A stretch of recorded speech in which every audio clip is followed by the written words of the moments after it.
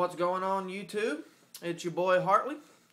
We're here with the new release of the Cons of Tarkir. I got the fat pack right here. About to open it up and do a little unboxing. Had several people request it, especially my uncle. So we're going to dig in real quick. See if I didn't get something awesome like a fetch land. Or maybe Sarkon the Dragon Speaker. Or Sword. Any of the Planeswalkers would be fine. I believe a lot of people are really excited for this set simply for the fetch lands since they got reprinted. And I don't know if anybody watching this video knows anything about Magic or is new to it, but in the fat pack you will get the player's guide, and it does tell you a little bit about the rules and stuff like that, and then it shows you every single card in the collection. So if you're collecting this set like I am, then this right here will go in the front of your binder most likely, so that you can always check your cards, make sure you got them or don't have them or whatever. Alright, let's throw that over there. Get rid of that. Now let's get down to business. Alright, well, there's one half of the booster packs, and I got a brown dice. That's different. And then of course you get a bunch of lands. I think there's like 80 lands in here, but you get a total of 9 booster packs, and then you get 2 deck boxes. Sarkon and Zurgo is on the front. This is Sarkon if you don't know anything. This is Zurgo. Well, now all that's left. Oh yeah, and check this out. The sweet box. Yep. The Mardu. If you don't know what that is, that's the red, white, and black clan. So, let's open up the first set of boosters. Well, there goes the dice in the floor. That's alright.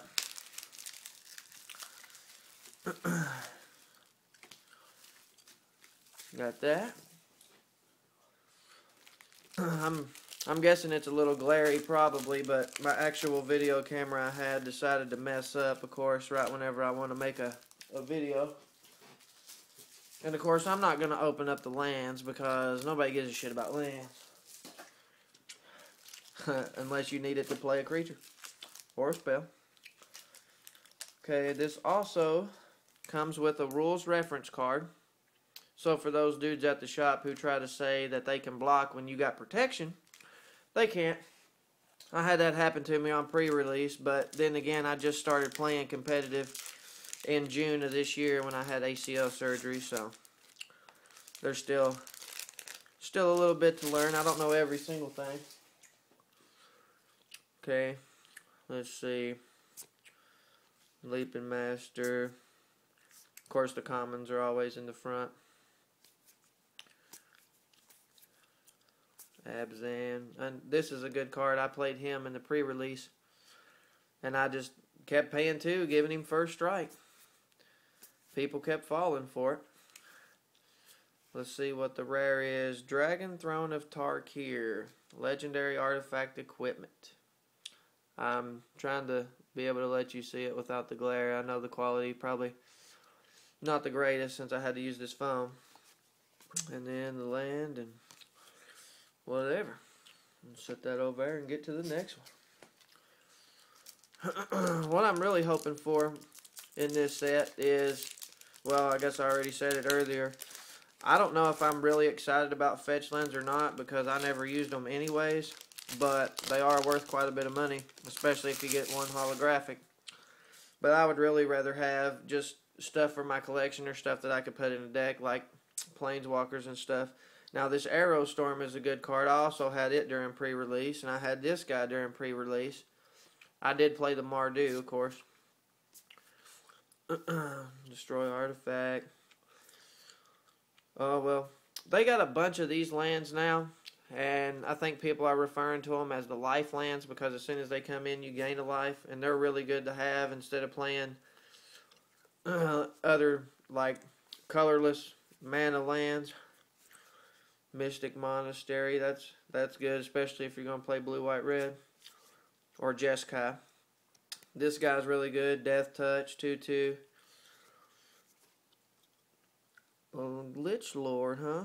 At the beginning of your upkeep, you may pay 2 and 1 black. If you do, return a creature card at random from your graveyard to the battlefield. It gains flying, trample, and haste. Exile the card at the beginning of your next upstep. If it would leave the battlefield, exile it instead of putting it anywhere else.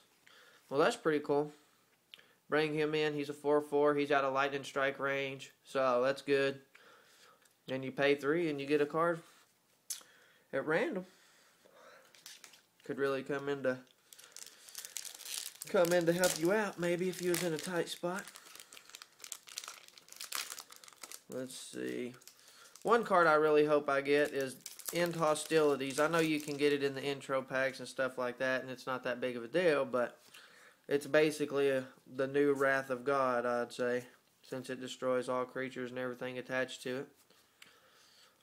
Let's see. There's another one of them Gain of Life lands. Flying and Vigilance, that's pretty cool. But, of course, but Raid, I played Raid a lot during the pre-release.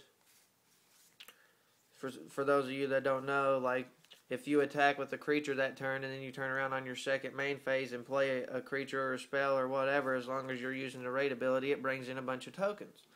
And here we have Abzan Ascendancy. When it enters the battlefield, put a 1/1 counter on each creature you control, and whenever a non-token creature you control dies, put a 1/1 spirit creature token with flying onto the battlefield. So that's pretty good. Oh, well, look at there. A holographic life land. That's pretty cool. Dismal Blackwater. And then, of course, a land and a card nobody wants. On to the next one.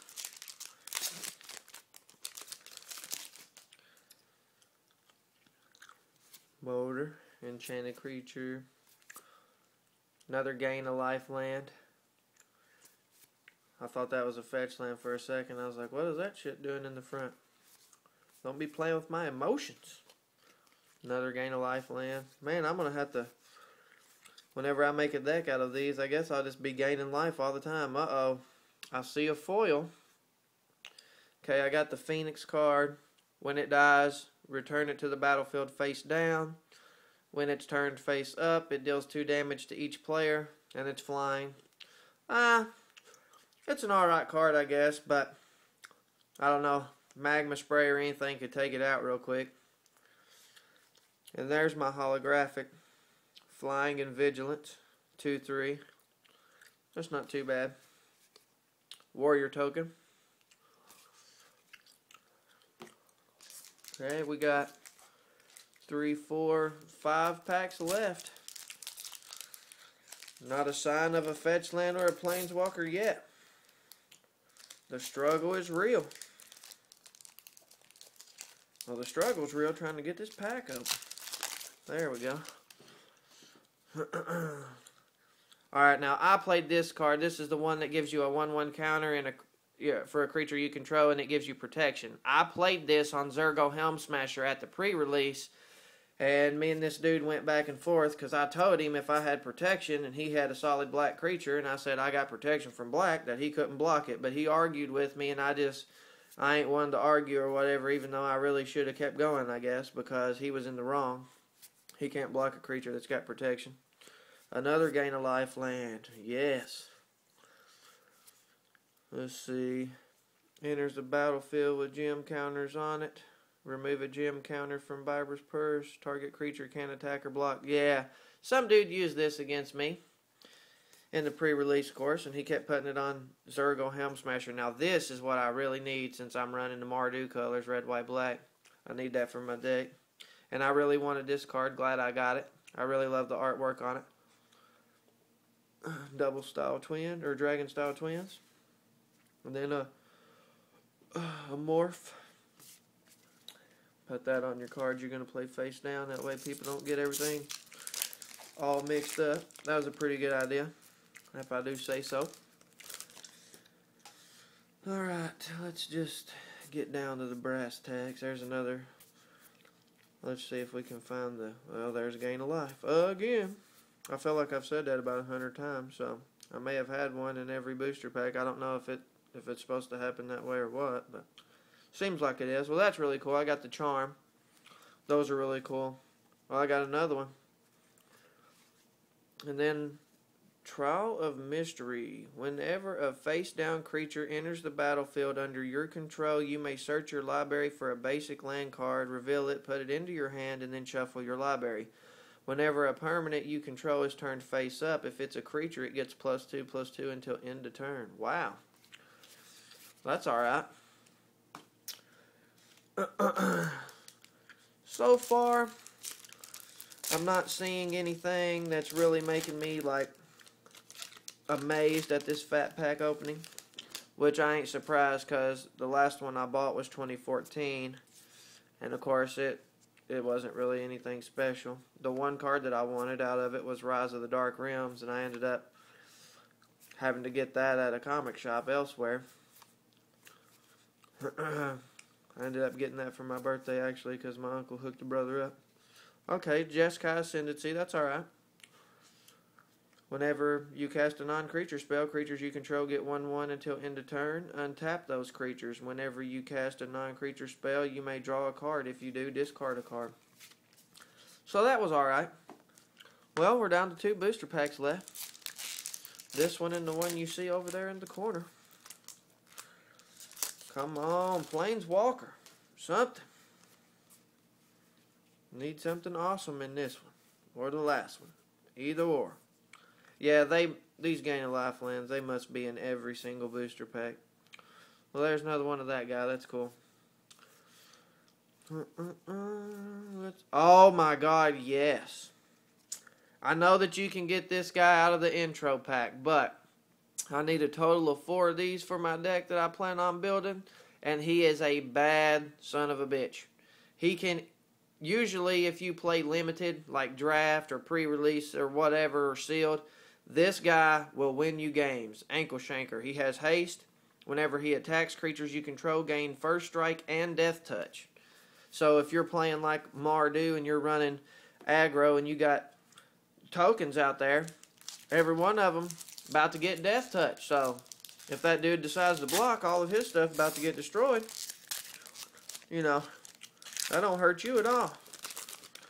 That helps you out.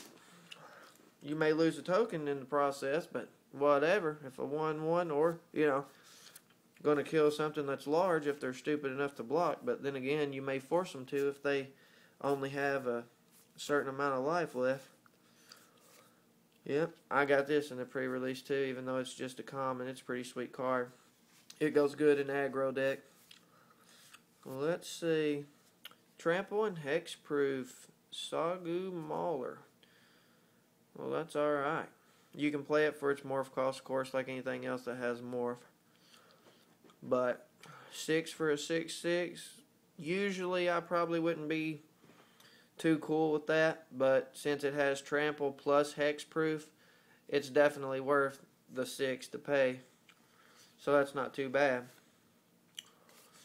But anyways, I didn't get a fetch land 1 or a planeswalker, but I did pull out quite a few cards that I do need for my collection.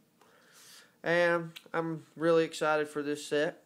There's a lot of cards and a lot of new abilities, especially like Raid that I talked about. Really cool. But yeah, that'll be all. See you around next time.